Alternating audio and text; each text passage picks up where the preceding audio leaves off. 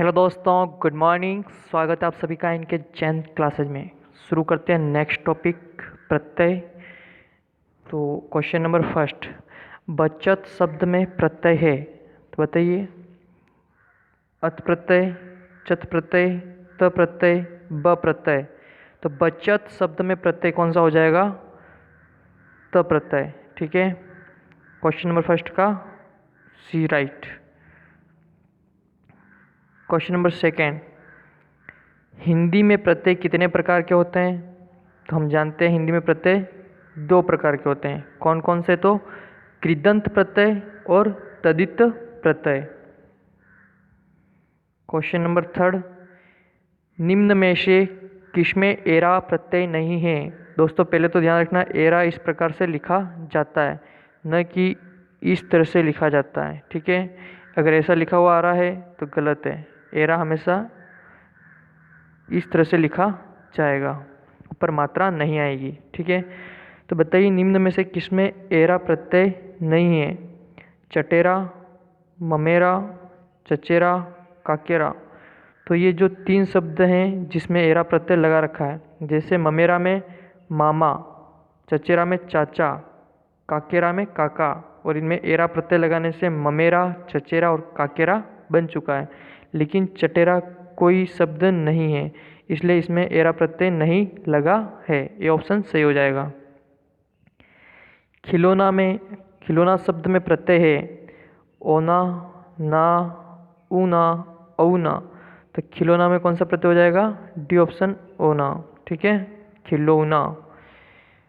Question number 5, इक प्रत्यय जोड़कर बनाया शब्द है त्वक, दैनिक, प्रत्येक, सिंक।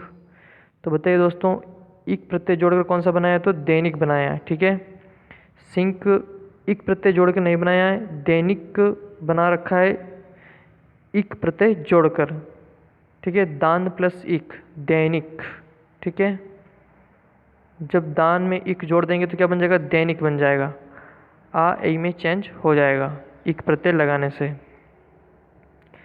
क्वेश्चन नंबर 6, किस शब्द में प्रत्यय नहीं है? खांसी, कान, सात्विक, द्राविड़। तो किस में नहीं है प्रत्यय? बी ऑप्शन में। तो खांसी में क्या प्रत्यय होगा?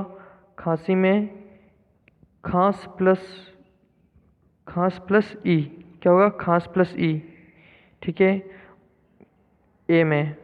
बात करते हैं सी ऑप्शन की, सात्विक। सात्विक में क्या प्रत्यय होगा?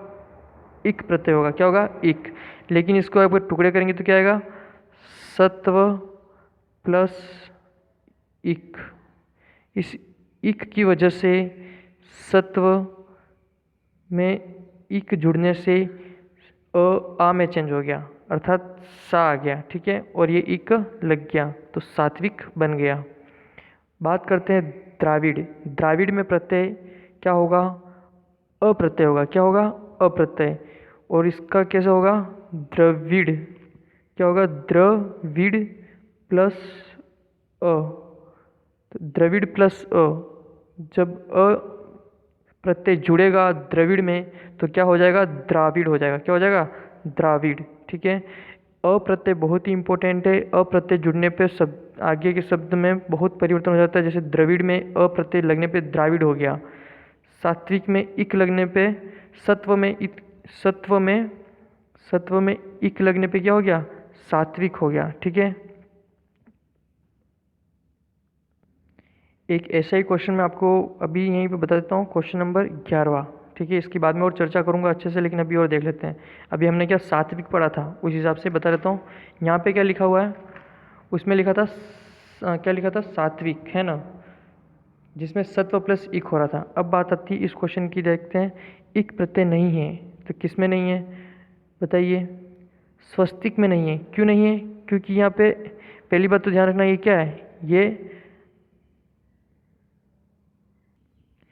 ये जो डी ऑप्शन में स्वस्तिक लिख रखा है, ये क्या है? शुद्ध है। क्या है? शुद्ध। अगर आप स्वस्तिक में स्वस्थ स्वस्थ देखो अगर आप इसमें मानते हो कि इक लगा देता हूँ मैं पीछे, तो यहाँ आगे स्वास्तिक होता कि नहीं होता बताइए। हम जानते हैं कि इक प्रत्यय लगाने से आगे कोई न कोई परिवर्तन होता है, ठीक है। जैसे करुणा में इक लगाने पे क्या हो गया, कारुणिक हो गया, कारुणिक। वैश्विक हो गया, संसार में इक लगाने से सांसारिक हो गया, ठीक है। आगे चेंज हो गया, यहाँ पे भी चेंज हो गया और यहाँ पे भी चेंज हो गया। करुणा में कारुणिक हो गया, विश्व प्लस इक वैश्विक हो गया, ठीक है। संसार प्लस इक सांसारिक हो गया। लेकिन यहाँ पे स्वस्तिक में आपने इक लगाया, लेकिन यहाँ पे कहीं स्वास्तिक हुआ क्या, स्वास्तिक नहीं हुआ। क्यों नहीं हुआ, क्योंकि ये एक अशुद्ध शब्द है। ध्यान रखना, शुद्ध और अशुद्ध में अगर स्वास्तिक और स्वस्तिक लिखा होता है तो ये वाला तो क्या हो जाएगा, ये अशुद्ध हो जाएगा और ये क्या हो जाएगा, शुद्ध हो जाएगा, ठीक है। हमेशा ध्यान रखना, ये शुद्ध लिखा हुआ है स्वस्तिक, और जो स्वास्तिक लिखा होता है स्वास्तिक, वो क्या होता है, अशुद्ध होता है। और अपन यही सोचते हैं कि मतलब इसमें इक लगाए, इसकी वजह से यहाँ पे स्वास्तिक हो गया, लेकिन यहाँ पे इक लगने से स्वास्तिक नहीं होगा, अर्थात यहाँ पे इक प्रत्यय नहीं है, इक प्रत्यय नहीं है, इसलिए वो स्वस्तिक ही रहेगा। इसीलिए यहाँ पे क्या लिखा है, इक प्रत्यय नहीं है, तो किस में नहीं है, डी ऑप्शन में नहीं है। मैंने इसकी तुलना की है इस सात्विक से। अब इसमें क्या है, इसमें इक प्रत्यय है, तो सत्व प्लस क्या हो गया था, सत्व प्लस इक, तो और इक लगने से क्या हो गया था, सत्व सात्व में चेंज हो गया था, सात्व, और अपन ने क्या बोला था, सात्विक, ठीक है, आ में चेंज हो गया था। क्वेश्चन नंबर 7 में क्या लिखा है, लिखेरा में प्रत्यय है, लिखेरा में प्रत्यय है, कौन सा होगा, लाख प्लस एरा, या फिर लाख प्लस एरा, या फिर लिख प्लस एरा, या फिर डी ऑप्शन है लिख प्लस एरा। तो आपको मैंने पहले ही बता दिया था कि एरा वाला, एरा में कंफ्यूजन नहीं होना चाहिए। एरा हमेशा कैसा आएगा, एरा हमेशा आएगा जिसके ऊपर मात्रा नहीं हो, तो या तो ये राइट होगा या ये राइट होगा, तो ये दो तो गलत कर ही देना, ठीक है, क्योंकि ये वाला एरा गलत लिखा हुआ है, मात्रा वाला, ठीक है। अब आपको बताना है, आपके पास एक तो ये वाला ऑप्शन है बच्चा और दूसरा ये बच्चा है। अब यहाँ क्या लिखा, लिखेरा, तो लिख क्या है, धातु है, क्या है, लिख धातु है। कौन, मतलब किस में आता है, कृदंत प्रत्यय आता है। प्रत्यय दो प्रकार के होते हैं, कृदंत प्रत्यय तथा तदित प्रत्यय, और जो लिख क्या है, धातु है। तो कृदंत प्रत्यय के लिए, कृदंत प्रत्यय में सब क्या आती है, धातु आती है। तो लिखेरा में डी ऑप्शन राइट हो जाएगा, लिख प्लस एरा, क्या राइट होगा, लिख प्लस एरा, क्योंकि हमेशा ये वाला एरा ही राइट होगा, ये वाला एरा गलत होगा, तो इसलिए अपन ने दोनों पहले ही राइट गलत कर दिए थे, तो डी ऑप्शन राइट हो जाएगा। नेक्स्ट क्वेश्चन, लखेरा में प्रत्यय है, वहाँ लिखेरा था, वहाँ क्या था, लिखेरा, और यहाँ क्या लिखा है, लखेरा। तो लखेरा में प्रत्यय क्या होगा, ये लखेरा किससे बना हुआ है, ये लाख से बना हुआ है। दोस्तों यहाँ पे अपन ने लिखेरा लिखा, तो ये लिखने से संबंधित है, किससे, लिखने से संबंधित, ठीक है। और यहाँ पे जो चीज़ है वो लखेरा, मतलब ये लाख से संबंधित है, लखेरा। तो इसमें कौन सा हो जाएगा, देखो इसमें से आपको ये तो दो गलत करने ही है। क्यों करने हैं, क्योंकि इसमें ए के ऊपर क्या आ रही, मात्रा आ रही, तो ये हमेशा गलत ही होगा, एरा में कभी मात्रा नहीं आती, ठीक है।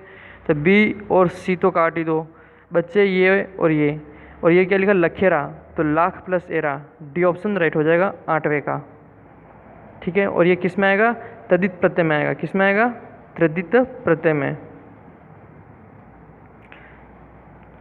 किस शब्द में अप्रत्यय है, अप्रत्यय किस में बताइए, पूजा, गौरव, चलन, निंदनीय, तो किस में अप्रत्यय है, तो प्रत्यय इसमें होगा, बहुत ही इंपॉर्टेंट क्वेश्चन है ये, प्रत्यय किस में होगा, बी में, गौरव। अगर मैं इन दोनों टुकड़ों को तोड़ूंगा तो कैसे तोड़ूंगा, गुरु प्लस अ, क्या लिखूंगा मैं, गुरु प्लस अ, और इस अ की वजह से ही ये उ होता है, वो किस में चेंज हो जाता है, औ में चेंज हो जाता है, औ में, ठीक है।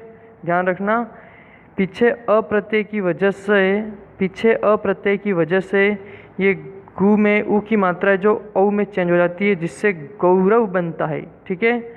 और इसमें क्या राइट हो जाएगा, बी ऑप्शन। बात कर लेते हैं ए ऑप्शन में, इसमें क्या प्रत्यय आ रहा है, इसमें आ प्रत्यय आ रहा है, इसमें अन प्रत्यय आ रहा है, और इसमें क्या प्रत्यय आ रहा है, अन्य प्रत्यय आ रहा है। कौन सा आ रहा है, अनीय, अन्य प्रत्यय आ रहा है, अन्य प्रत्यय आ रहा है, ठीक है। और अपन को अप्रत्यय पूछा है, तो अप्रत्यय के लिए बी ऑप्शन राइट होगा। भूगोल शब्द में इक प्रत्यय जुड़ने से बना शब्द होगा, बताइए कौन सा होगा। भूगोल शब्द में इक प्रत्यय जोड़ा है, तो हम जानते हैं कि अ जोड़ने पे ऊ का औ हो जाता है। इसी प्रकार पीछे इक प्रत्यय आता है तो भू का भी क्या हो जाता है, भऊ हो जाता है, मतलब औ हो जाता है। ठीक है, तो ये हो नहीं सकता, ये हो नहीं सकता, ये हो नहीं सकता। तो सही कौन सा होगा 10वें का? 10वें का सही हो जाएगा आपका सी ऑप्शन। कौन सा सही हो जाएगा? सी ऑप्शन, भौगोलिक। ठीक है, कभी भी भूगोल में ये भू में जो ऊ है जो इक प्रत्यय लगने से औ में चेंज हो जाता है। किस में चेंज होता है? औ में चेंज होता है, जिससे क्या बन जाता है? भऊ। ठीक है, तो भौगोलिक हो जाएगा। तो 10वें का राइट हो जाएगा सी ऑप्शन। क्वेश्चन नंबर 11, किस शब्द में इक प्रत्यय नहीं है? बताना है आपको, इक प्रत्यय नहीं है। तो आपके सामने 4 ऑप्शन है जिसमें आपको चारों में इक प्रत्यय दिख रहा होगा। कारुणिक में इक प्रत्यय दिख रहा है, वैश्विक में इक प्रत्यय दिख रहा है, सांसारिक में इक प्रत्यय दिख रहा है और स्वस्तिक में भी इक प्रत्यय दिख रहा है। फिर भी आपको क्वेश्चन में क्या पूछा है कि इक प्रत्यय नहीं है, तो किस में नहीं है? डी ऑप्शन में नहीं है, स्वस्तिक में। ठीक है, क्यों नहीं है? क्योंकि ये स्वस्तिक क्या है? शुद्ध है। स्वस्तिक अपने आप में शुद्ध है, सॉरी, स्वस्तिक शब्द है जो शुद्ध शब्द है। अगर मैं यहाँ पे लिखता स्वास्तिक, क्या लिखता? स्वास्तिक, स्वास्तिक, अगर ये वर्ड में लिखता डी ऑप्शन में, तो ये क्या है? ये अशुद्ध है। ठीक है, और आप कहते हैं कि यार पीछे ईक आ रहा है और ईक की वजह से स्व हो गया, स्व में आ गया यहाँ पे। जैसे भूगोल में औ आ जाता है और गुरु में गौरव हो जाता है। इसी प्रकार आप सोचोगे कि इक लगने पे यहाँ पे स्वस्तिक में स्वास्तिक होना चाहिए था। नहीं, स्वास्तिक कोई शब्द होता ही नहीं है। ठीक है, अशुद्ध है स्वास्तिक, और स्वस्तिक शुद्ध है। जब यहाँ पीछे इक लग गया, फिर भी यहाँ पे स्वस्तिक में कोई चेंज हुआ क्या? आगे यहाँ व की आगे आ की मात्रा आई क्या? नहीं आई है। ठीक है, इसलिए इसमें इक प्रत्यय नहीं है, ध्यान रखना। अगर इसमें इक प्रत्यय होता तो यहाँ पे चेंज भी होता, स्वास्तिक हो जाता। क्या हो जाता? स्वास्तिक हो जाता। और हम जानते हैं कि स्वास्तिक जो ये शब्द है क्या है? ये अशुद्ध है। क्या है? अशुद्ध है। तो शुद्ध क्या होगा? ये वाला। ये शब्द तो शुद्ध है लेकिन इसमें इक प्रत्यय नहीं है। ठीक है, और अपन जानते हैं कि इक प्रत्यय की वजह से ये आगे ऐ हुआ है। संसारिक में सांसारिक हो गया है, कारुणिक में मतलब करुणिक में करुणा में कारुणिक हो गया है। ठीक है, इम्पोर्टेंट है, लगा देना। स्वस्तिक वाला अगर आता है तो स्वस्तिक में कोई इक प्रत्यय नहीं है, याद कर देना बार बार। स्वस्तिक शब्द में कोई इक प्रत्यय नहीं है। और ये भी साथ में ध्यान रखना, स्वास्तिक अगर आपके शुद्ध अशुद्ध में आता है तो ये स्वास्तिक अशुद्ध शब्द है, अशुद्ध शब्द है। नेक्स्ट क्वेश्चन, कृदंत प्रत्यय के कितने भेद होते हैं? कृदंत प्रत्यय के कितने भेद होते हैं? 2, 4, 5, 7। बताइए कितने होते हैं? कृदंत प्रत्यय के भेद होते हैं। क्वेश्चन नंबर 12, इसका राइट हो जाएगा सी ऑप्शन, 5। कृदंत के कितने भेद होते हैं? 5। अब नेक्स्ट क्वेश्चन क्या रहा है, इसी का थोड़ा सा मतलब बताया है कि कृदंत प्रत्यय का भेद नहीं है। बहुत ही अच्छा क्वेश्चन है। बताइए, कृदंत प्रत्यय का भेद नहीं है। आपने 12वें क्वेश्चन में तो बता दिया 5 भेद है, लेकिन आप इसमें से बताइए कि किसमें कृदंत प्रत्यय का भेद नहीं है? कृतवाचक, कर्तृवाचक, कर्मवाचक, करणवाचक, भाववाचक। कृदंत प्रत्यय के भेद नहीं है, वो बताना है। तो ए ऑप्शन में क्या है? कर्तृवाचक, कर्मवाचक, करणवाचक, भाववाचक। तो 13 के जो ए ऑप्शन है इसमें तो ये चारों भेद है। ठीक है दोस्तों, फिर दे रखा बी ऑप्शन, इसमें दे रखा है क्रियाबोधक। तो क्रियाबोधक, भाववाचक, कर्मवाचक, करणवाचक।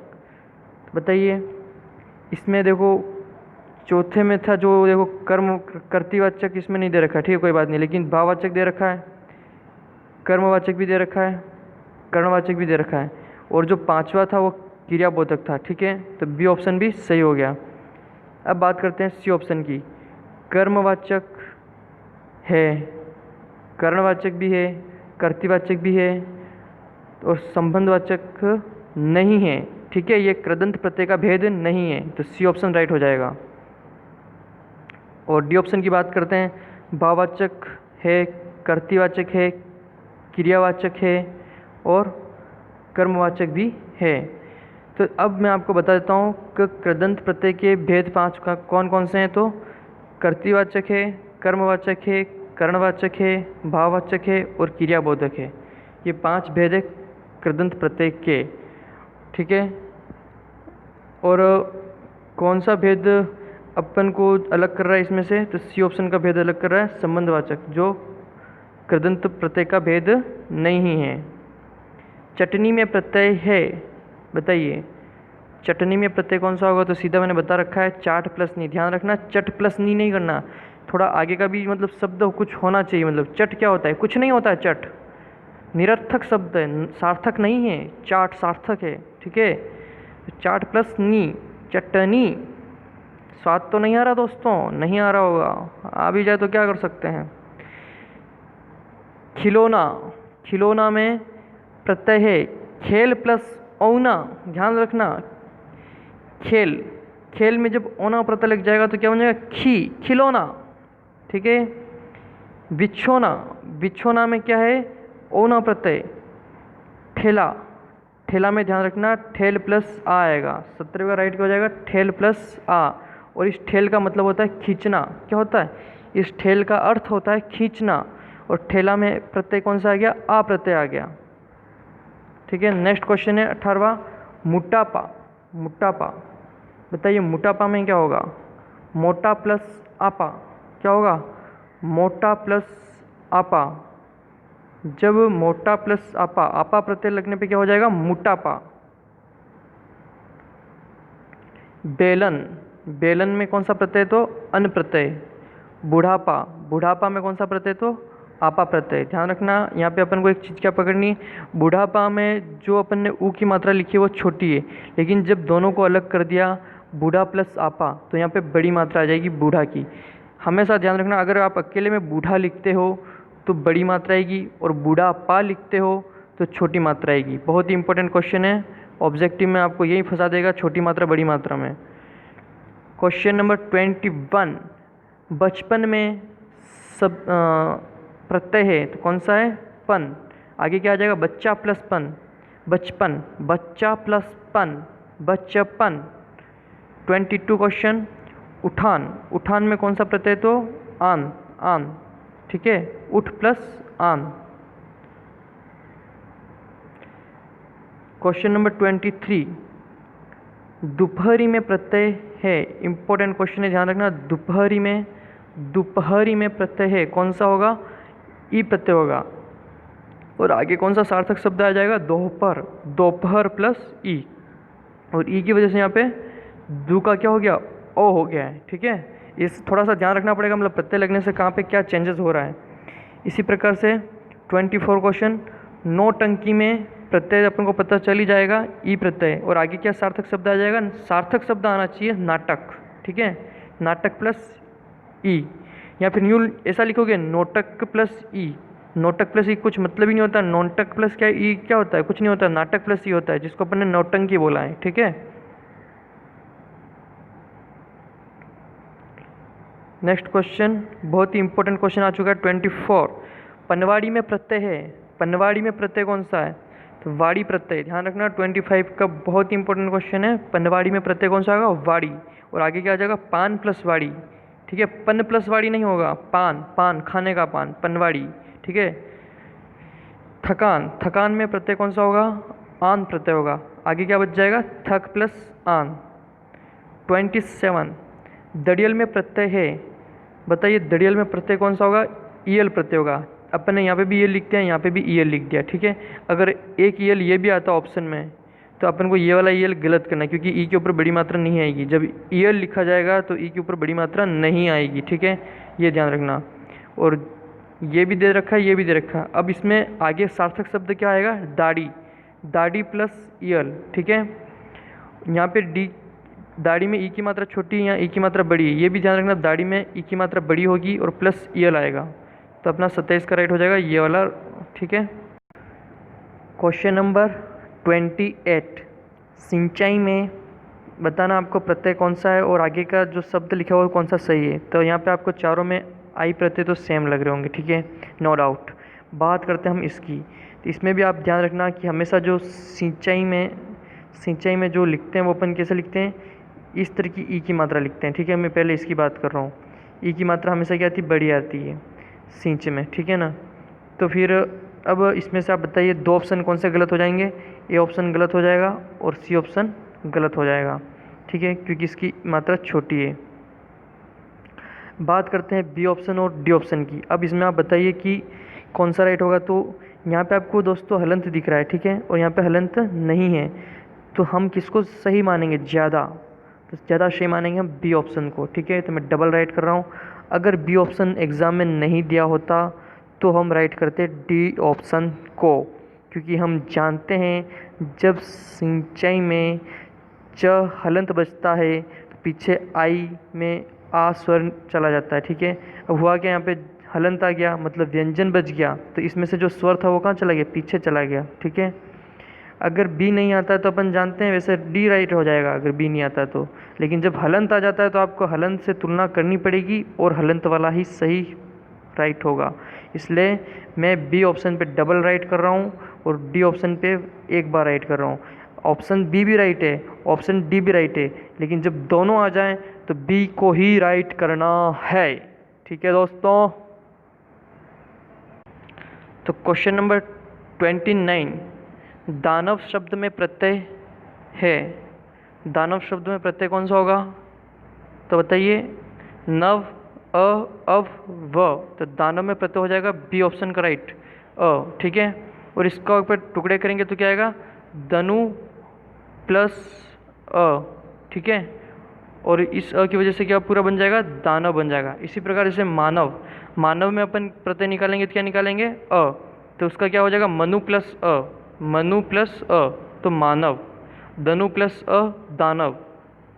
बहुत ही इंपॉर्टेंट है ये अ प्रत्यय वाला, ध्यान रखना, क्योंकि हर जगह इस अ प्रत्यय की वजह से आगे चेंजेस हो रहे हैं। जैसे गौरव, गौरव में भी अ की वजह से क्या हो रहा था, गुरु प्लस अ था, गुरु प्लस अ, तो अ की वजह से क्या हो गया था फिर गौरव, गौरव बन गया था। Question number 30, very important question है, 2015 में आ चुका है एग्ज़ाम में, ठीक है। और इसमें बताना आपको बुढ़ापा में प्रत्यय है, ठीक है। तो आपको पता है चारों में दे रखा आपा आपा आपा, ठीक है, तो ये तो चलो सही है, लेकिन अब इसमें से आपको बताना है कि कौन सा सही होगा। तो मैंने आपको कहा था कि सबसे ज़्यादा अगर हलंत का दे रखा है तो हलंत वाला को ज़्यादा प्रायिकता देंगे, ठीक है। उसके बाद देखेंगे अगर हलंत वाला नहीं दे रखा है तो अपने हिसाब से जो अपन देखते हैं वो सही होगा। तब बताइए, आपको मैंने एक ऐसा ही क्वेश्चन कराया था, जब भी बूढ़ा बूढ़ा दिया हो तो अपन क्या करते हैं, बड़ी मात्रा करते हैं। तो देखो ए ऑप्शन तो गलत हो जाएगा, बी ऑप्शन भी गलत हो जाएगा, क्योंकि इसमें दोनों में छोटी मात्रा दे रखी है बूढ़ा में, ठीक है। अब बात करते अब बात करते 2 ऑप्शन बच गए सी और डी, ठीक है। अगर आपके पास डी ऑप्शन नहीं होता, ठीक है, अगर आपके पास डी ऑप्शन नहीं होता तो सी राइट होता, क्योंकि हम जानते हैं कि बूढ़ा में ऊ की मात्रा बड़ी आती है, ठीक है, और पीछे बच गया आपा। लेकिन जब हलंत वाला आ जाता है तो इससे हम सबसे ज़्यादा प्रायिकता देंगे और डी ऑप्शन ही राइट होगा, ध्यान रखना। एग्ज़ाम में इसे डी ऑप्शन को ही राइट माना गया था, 2015 एग्ज़ाम में आया था तब हिंदी में, ठीक है। और अगर ये डी ऑप्शन एग्ज़ाम में नहीं हो तो आप सी ऑप्शन को राइट कर सकते हैं, क्योंकि अगर देखेंगे तो अपन जानते हैं कि पीछे अगर स्वर निकल चुका है तो आगे तो क्या बचेगा, आगे तो ड हलंत ही बचेगा ना। यहाँ पे भी आपका स्वर है और यहाँ पे भी स्वर है, ये तो एक तरह से गलत है। लेकिन जब इस तरह का ऑप्शन नहीं दे रखा है तो अपन को यही राइट मानना है, ठीक है। लेकिन जब डी ऑप्शन दे दिया है, हलंत वाला दे दिया है, तो आपको खुद सोचना चाहिए ना कि ड में से स्वर निकल गया तब जाके पीछे आ आया है, तब जाके क्या है, पीछे आ आया है, तो राइट कौन सा होगा, डी वाला राइट होगा। और तीसरे क्वेश्चन में 2015 में जब आया था तो डी ऑप्शन को ही राइट माना था, सी ऑप्शन को राइट नहीं माना था। अगर डी ऑप्शन नहीं होता तो सी ऑप्शन राइट होता। तो आपको ध्यान रखना है, डबल क्लिक मैं कर रहा हूँ डी ऑप्शन पे, अगर डी नहीं हो तो सी ऑप्शन पे राइट करना है, ठीक है दोस्तों। अगर वीडियो अच्छी लगी हो तो लाइक शेयर एंड सब्सक्राइब जरूर कीजिएगा और अपने दोस्तों तक शेयर करना। अभी तक आपने बेल आइकन को प्रेस नहीं किया तो बेल आइकन को प्रेस कीजिए, सब्सक्राइब कीजिए। जय हिंद, जय भारत। मिलते हैं नेक्स्ट वीडियो में, धन्यवाद।